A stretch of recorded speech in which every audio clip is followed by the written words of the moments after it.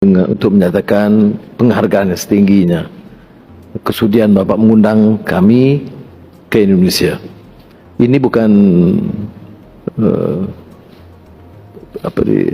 hubungan diplomatik biasa. Saya agak sentimental sedikit dan Bapak Presiden tahu bahawa Indonesia ini ada tempat yang khusus di hati sanubari saya. Saya belajar, berpengalaman,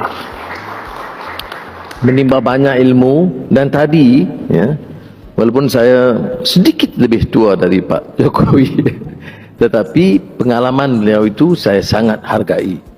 Dalam perbincangan sepintas lalu tentunya saya dapat dua idea yang akan saya perkemaskan untuk dituntaskan di Malaysia, soal hiliran atau dikatakan hilirisasi dan juga soal digital.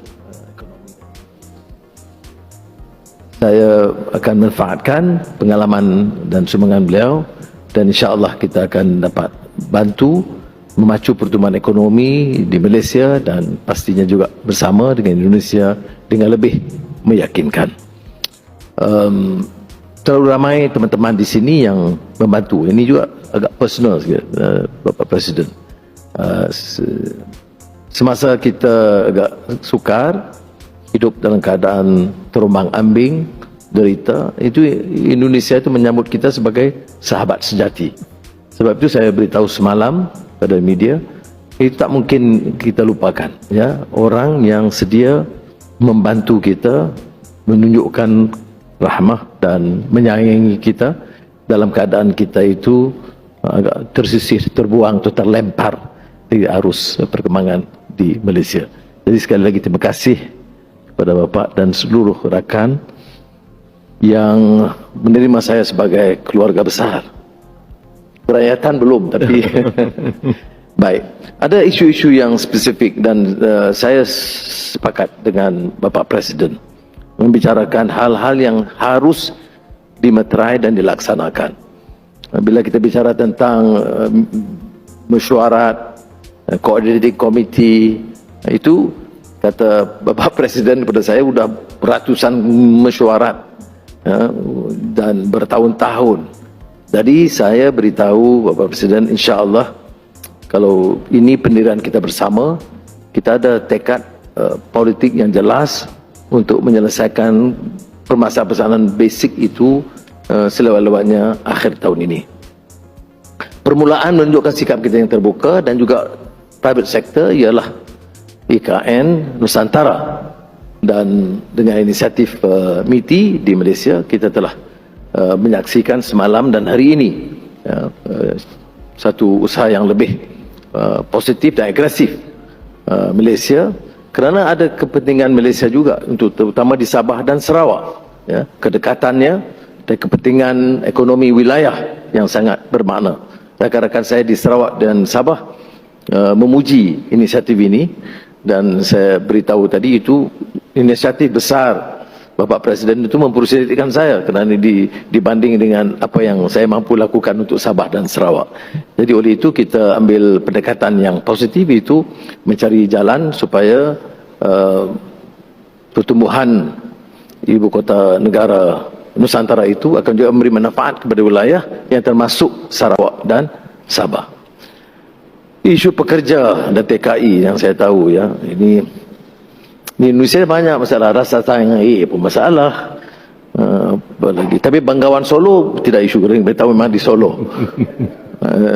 Jadi kita insya-Allah akan menghindari isu-isu yang boleh merenggangkan dan meretakkan hubungan, kerana saya mahu hubungan Malaysia-Indonesia itu agak kategorinya special.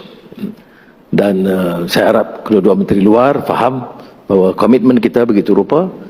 Jadi soal TKI ini yang mengguris perasaan ramai rakyat Indonesia, bukan saja pemerintah. Dan saya tahu benar kerana saya berpengalaman di penjara yang sama, mendengar pada ketika itu kesan cambukan ke atas mereka, dan saya tidak fikir ini satu yang manusiawi.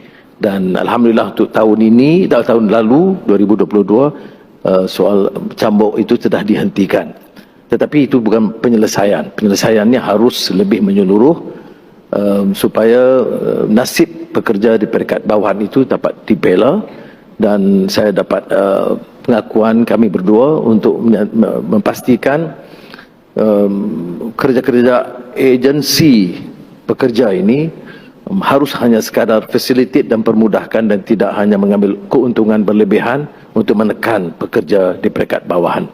Dan oleh demikian soal digitalization unit ini sangat penting kerana ia dengan sendirinya akan mengurangkan karenah birokrasi dan keperluan menggunakan terlalu ramai agen. Hal-hal lain berbatasan dan sebagainya tentunya kita akan teliti dan laksanakan. Saya dari taklimat yang saya perolehi, Bapak, tidak terlalu banyak kerumitannya, ya. Tetapi ia hanya memerlukan satu tekad yang jelas, dan insya-Allah dalam masa terdekat saya akan bawa ke jemaah menteri dengan syarat Bapak berkunjung ke Malaysia cepat. Kalau Bapak bagi tarikh cepat, segeralah kita luluskan. Kalau Bapak tangguh, maka tertangguhlah perjanjian. Jadi sekali lagi saya ucap terima kasih, dan saya sangat terharu, ya, saya mengambil keputusan yang saya rasa sesuai dengan memilih Indonesia sebagai negara pertama saya lawati dan kunjungi, dan saya rasa bahagia sekali dengan sikap dan persahabatan dan persaudaraan pribadi Presiden dan juga kesediaan rakan-rakan untuk bantu dan memudahkan. Terima kasih banyak.